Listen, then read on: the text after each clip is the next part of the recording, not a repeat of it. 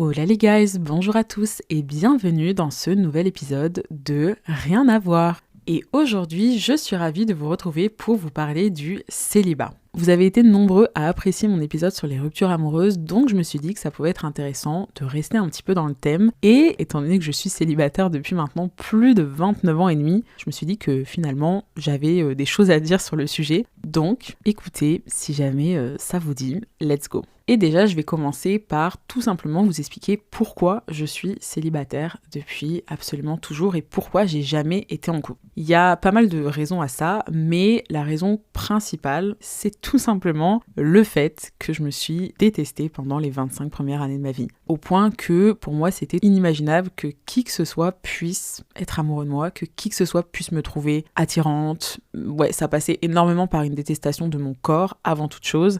Et forcément, sur une vie de 29 ans, 25 ans, ça représente déjà pas mal de temps. Après, pendant toutes ces années, je suis tombée amoureuse, mais je ne disais absolument rien parce que pour moi, c'était tout simplement impensable que la personne en face soit aussi amoureuse de moi. Et j'avais tellement honte que j'en parlais même pas à mes amis. Après, j'avais pas forcément beaucoup d'amis non plus. Non mais vraiment là, je suis en train de me dire, je fais un podcast, vous devez vous dire, mais là, go, mais vraiment, quelle vie de merde.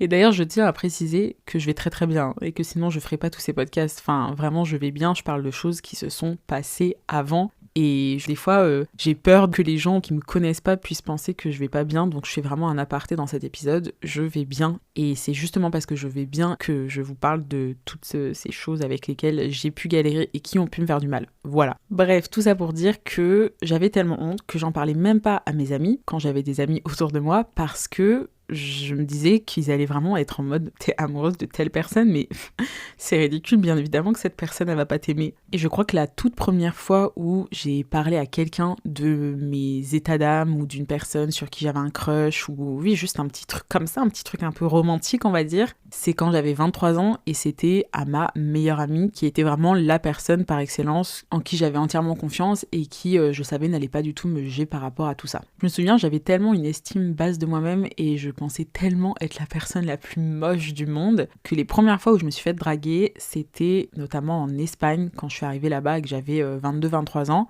Et les Espagnols sont les Espagnols, donc du coup, je me suis fait vraiment bien draguer et j'étais vraiment en mode, mais que se passe-t-il ? J'avais le syndrome de l'imposteur de la drague. Et ce qui m'a permis d'intégrer cette idée que je pouvais être attirante pour certaines personnes, c'est le fait que je travaille pendant 2 ans et demi dans un hôtel en Espagne et que du coup, je me fasse draguer par les mêmes personnes pendant 2 ans et demi. C'est le temps qu'il m'a fallu pour intégrer l'idée que non, il s'était pas trompé, que non, il m'avait bien vu sur tous mes angles et que malgré ça, il me trouvait quand même attirante. Et ensuite, que s'est-il passé ? Eh bien, j'ai enchaîné 2 relations dont je vous ai déjà parlé un petit peu dans les derniers épisodes, où clairement, comme toute personne qui a grandi avec une très basse estime de soi-même, je me suis un petit peu plongée dans les bras des premières personnes qui m'ont donné un tout petit peu d'attention et qui me plaisaient un minimum, mais c'était absolument pas des relations équilibrées, c'était absolument pas des relations où je me sentais écoutée, aimée, en sécurité, enfin tout ce que vous voulez, et surtout c'était absolument pas des relations de couple.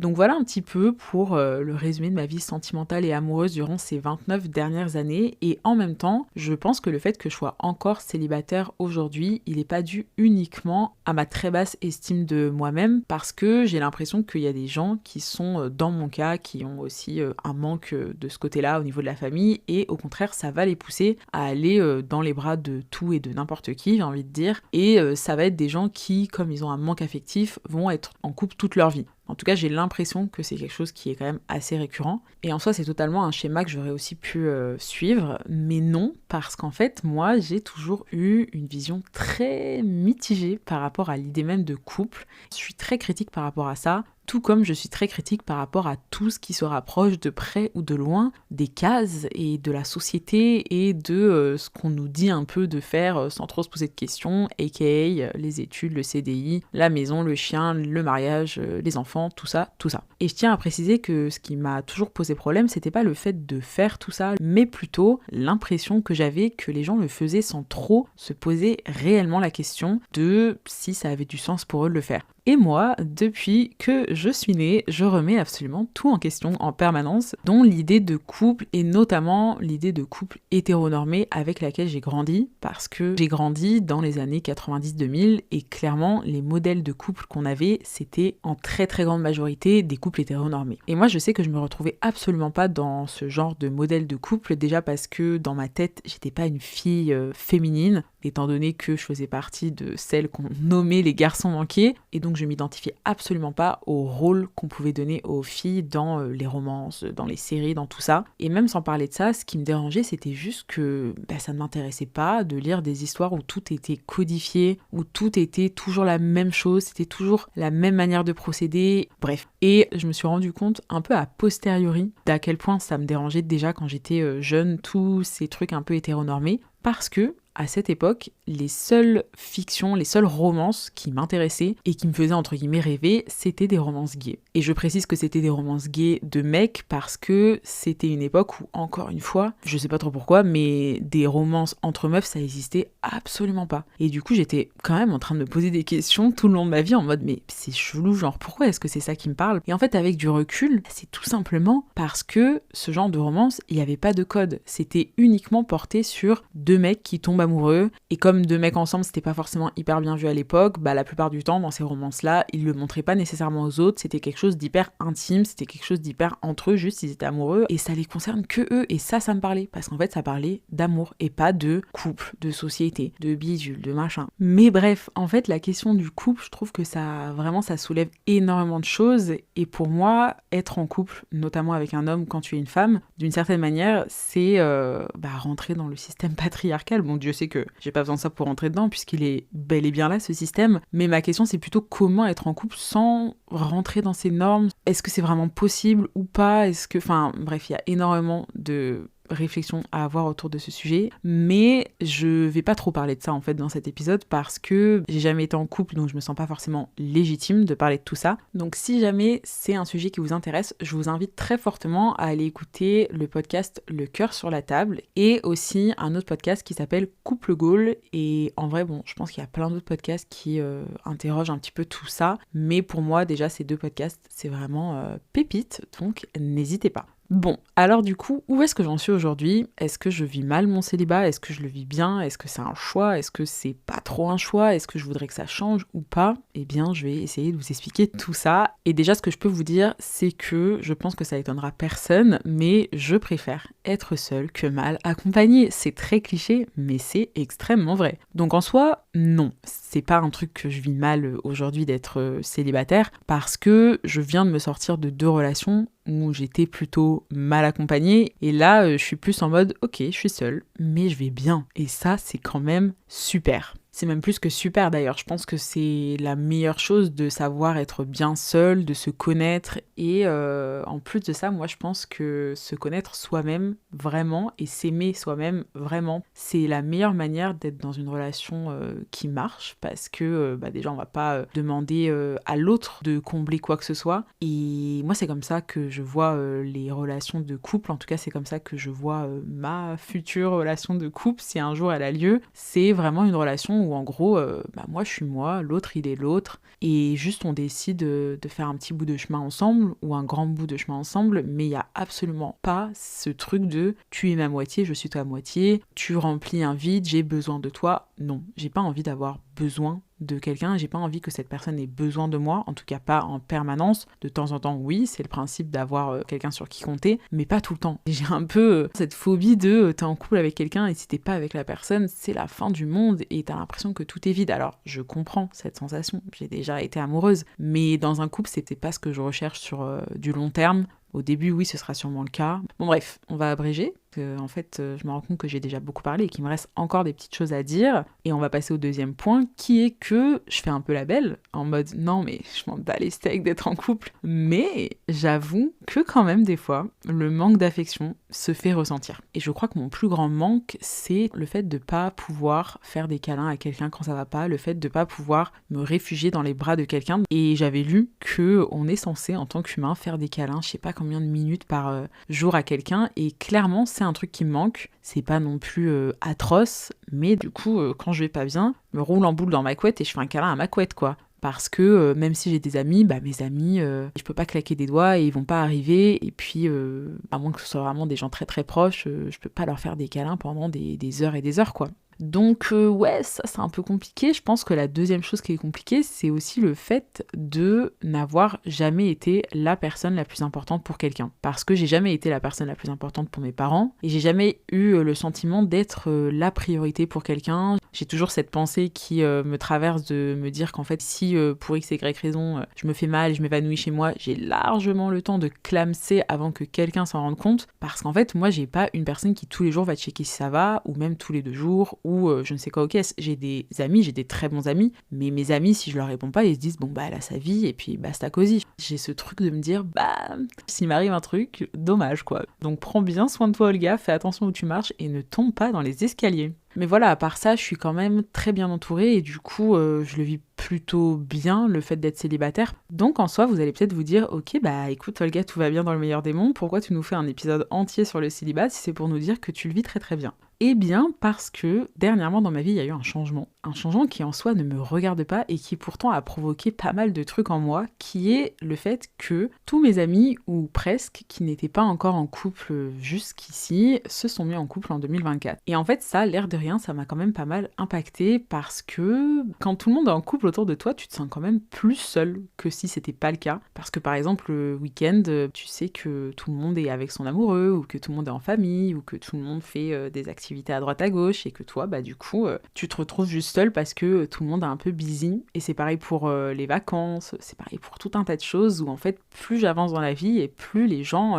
vont passer leur temps libre avec leur partenaire, ou avec la famille de leur partenaire, ou avec leur propre famille. Et moi, qui n'ai ni famille ni couple, je me dis, ah oui, non, quand même, ça me fait un petit pincement, on va pas se mentir. Et l'autre chose que j'ai commencé à ressentir, c'est tout simplement de la jalousie et de l'envie. Et je me souviens que quand j'ai commencé à ressentir ces émotions, je m'en voulais un petit peu, parce que je me disais, c'est chiant d'être envieux, quoi. J'ai pas envie d'être jaloux des autres, j'ai pas envie de vouloir ce qu'ils ont, j'ai pas envie de ça, en fait. J'ai envie d'être ok avec moi-même, mais clairement, je l'étais pas. Et pourtant, j'avais pas forcément hyper envie d'être en couple non plus, donc je comprenais pas vraiment d'où venait cette jalousie, d'où venait cette envie. Du coup, je préférais enfouir tout ça, me persuader que ça ne m'impactait pas, ce que les autres faisaient dans leur vie. Sauf que quand on enfouit une émotion, ça finit toujours par exploser. Et moi, en l'occurrence, ça a explosé avec un audio de ma meilleure amie qui, en gros, m'expliquait à quel point c'était incroyable dans son couple, à quel point tout allait bien, dans le meilleur des mondes. Et je reçois cet audio, je l'écoute et je fonds en larmes et je fais une crise d'angoisse du tonnerre. Ça se dit ça? Bon, bref. Je fais une crise d'angoisse de l'espace, je crois que c'est ça.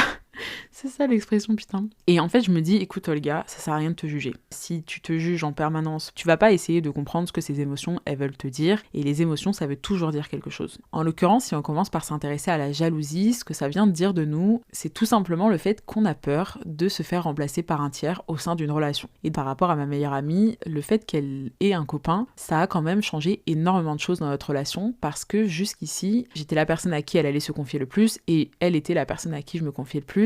Et on avait énormément de temps à se donner l'une à l'autre, puisqu'on était toutes les deux célibataires. À partir du moment où elle a été en couple, c'est logique, elle a eu moins de temps à m'accorder, et tout ça c'est venu mettre en évidence le fait que, malgré que je passe mon temps à dire que je suis indépendante, que j'ai besoin de personne entre gros guillemets, et que ma valeur ne dépend pas de l'amour de quelqu'un d'autre pour moi, eh bien c'était pas vraiment vrai. Et j'ai vraiment réalisé à quel point le regard des autres et l'importance que j'avais dans leur vie me donnaient la sensation d'exister ou non. La deuxième chose que ces émotions sont venues révéler, et notamment l'envie, c'est le fait que j'étais frustrée. Et j'ai mis pas mal de temps à comprendre d'où venait cette frustration, parce que, encore une fois, moi, j'ai pas particulièrement envie d'être en couple maintenant. C'est pas le fait d'être en couple que j'enviais à toutes ces personnes autour de moi, c'était le fait qu'ils sont en train de construire quelque chose alors que moi, je ne construisais rien. Parce que le couple, c'est avant tout un projet, en tout cas c'est comme ça que moi je le vois, c'est un projet déjà en soi, le fait d'être en couple, et en plus de ça, c'est un projet qui va amener à d'autres projets, comme le fait d'avoir un appartement, comme le fait de voyager en couple, comme le fait d'avoir une famille, enfin bon, je pense que vous avez un peu compris le délire. Et je me suis vraiment rendu compte d'à quel point, moi ça commençait à me peser et à me frustrer, le fait de n'être qu'un électron libre. Et ça, je vous en ai un petit peu parlé dans mon épisode sur le manque d'appartenance. Mais moi, toutes ces dernières années, je suis un petit peu allée au gré du vent. Et même si c'est quelque chose qui m'a énormément apporté, le fait comme ça de juste me balader et de voir où la vie me menait, j'ai compris que ça ne m'allait plus et qu'il fallait que je me pose et que pour la toute première fois de ma vie, je définisse des objectifs sur ce que je voulais faire dans ma vie. Et si je l'avais pas fait jusqu'ici, c'est parce que pendant les 25 premières années de ma vie, je voulais me tuer, donc il n'y avait pas vraiment d'objectif. Et quand je suis sortie de ma dépression, j'ai mis un point d'honneur à ne pas me donner d'objectifs parce que je savais que si je me donnais des objectifs, ça allait me foutre la pression et que ça allait être contre-productif parce que ça allait totalement me paralyser et que ça allait me mener nulle part. Donc en soi, j'ai fait un très bon choix de ne pas me mettre d'objectifs durant ces 5 dernières années parce que ça m'a permis juste d'avancer tranquillement, de découvrir plus de choses sur moi-même, enfin bon, bref, c'était le meilleur des choix. Mais j'ai compris que là, c'est peut-être la trentaine qui parle, mais là, j'ai vraiment besoin de savoir où je vais et j'ai besoin de commencer à construire des projets. Et je me suis aussi rendu compte que moi, le seul projet que j'avais jusqu'ici, c'était juste d'être aimé des autres et c'était juste d'avoir des amis et c'était juste d'alimenter les relations et que tout tournait autour de ça. Et je donnais aux autres en permanence et pas à moi et pas à mes projets à moi. Et je me souviens que quand j'ai commencé à me faire toutes ces réflexions, l'image que j'ai eue en tête, c'est cette impression de n'être que une figurante dans le film de mes amis. Et en soi, on est tous le figurant de la vie des autres. Mais mon problème à moi, c'est que je n'avais pas mon film où j'étais le personnage principal. Et à partir du moment où j'ai commencé à moins voir les autres, moi, je disparaissais totalement parce que j'avais pas ce truc de quoi qu'il arrive, je suis mon personnage principal dans mon film. Bon, je sais pas si vraiment c'est une métaphore qui vous parle, mais globalement, j'ai vraiment eu ce truc de me dire « Ok, it's time to be le personnage principal de ma vie. » Et pour ça, il a fallu que je me pose la question « Ok, mais du coup, c'est quoi le scénario de mon film ?» Et donc, je me suis posée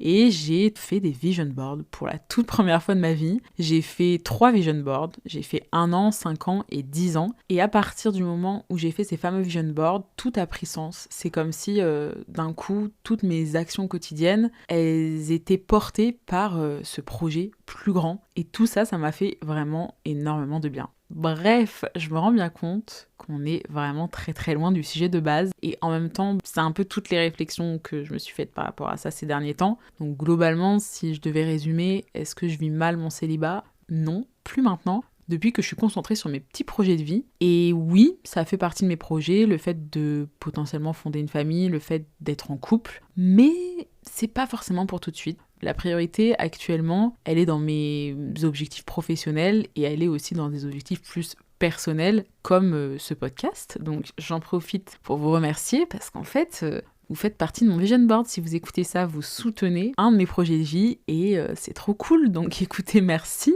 Et c'est tout. Que dire de plus ? Si jamais vous voulez soutenir du coup mon projet de vie, la fille qui met pas du tout un coup de pression à tout le monde. Non mais bref, si vous voulez soutenir le podcast, si vous voulez juste laisser un avis, un commentaire, un like, tout ce que vous voulez, eh bien faites-le, ça me fera très plaisir. On se retrouve très bientôt pour un prochain épisode et en attendant, prenez soin de vous. Ciao !